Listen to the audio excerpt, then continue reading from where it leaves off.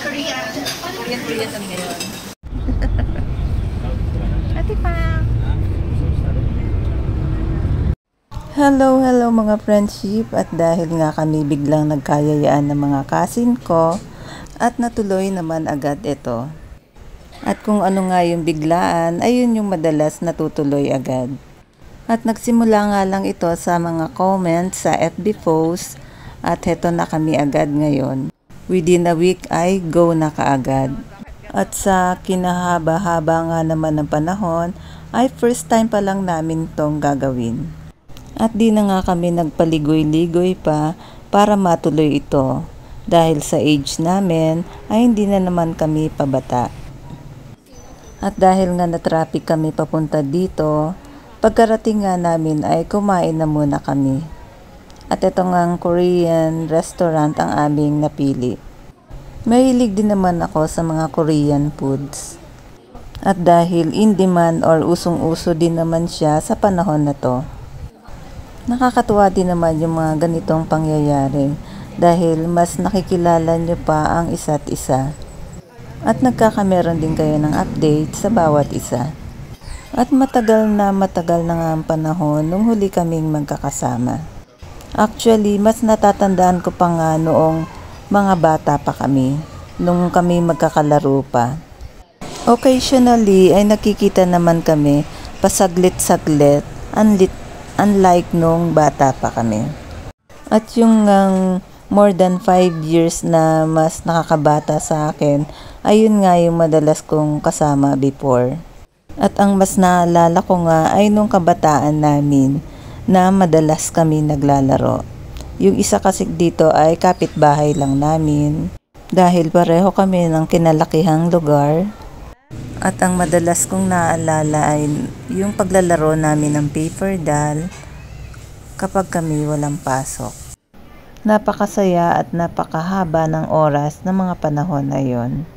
Paper doll na hanggang ngayon ay maliwanag pa rin sa isip ko kung ano yung hitsura o design or kulay ng buhok niya.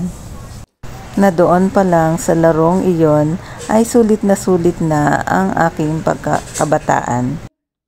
At heto naman isa kong pinsan na si Bernadette. Ang naalala ko ay one time nag-summer vacation ako sa kanila sa Alabang. At that time, meron silang sari-sari store sa bahay nila.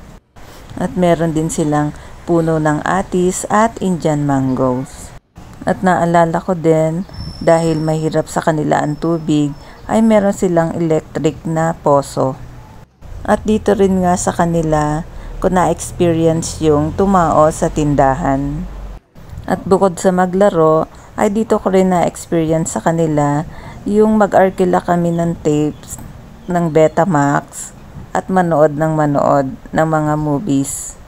At kapag nga ikaw ay taga-probinsya or lumaki sa probinsya, ay masarap yung feelings na ikaw ay nakakapagbakasyon or nakakadalaw sa ibang lugar or sa Manila sa iyong mga kamag-anak. At dahil nga meron pa akong ibang kamag-anak dito sa Manila, ay hindi lang ako dito nakakapagbakasyon, pati din dun sa iba. At natatandaan ko rin na madalas nga akong maipasyal or maisama ng mga tita ko sa ibang lugar, lalo na sa Metro Manila, sa mga kamag-anak at sa mga malls. At etong isang pinsan kong na si Cathy, ang naalala ko nga ay yung baby pa siya dahil nga malaki ang age gap namin. At noong mga panahon na ngayon ay madalas ko silang alagaan. Madalas kasi inihahabilin sila sa amin ng mami ko para tingnan-tingnan kapag busy ang kanilang magulang.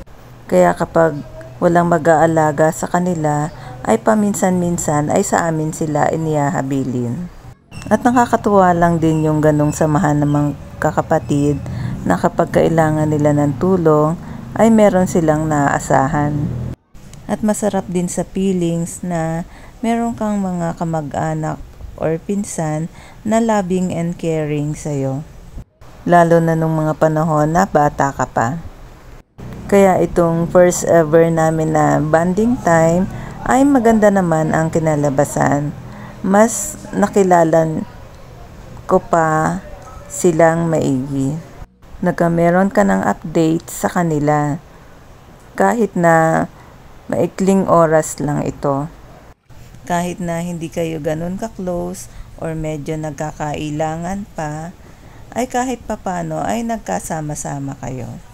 Mas nabago or naging mas maganda ang pagkakakilala nyo sa isa't isa. Thank you for watching mga friendship. Bye-bye!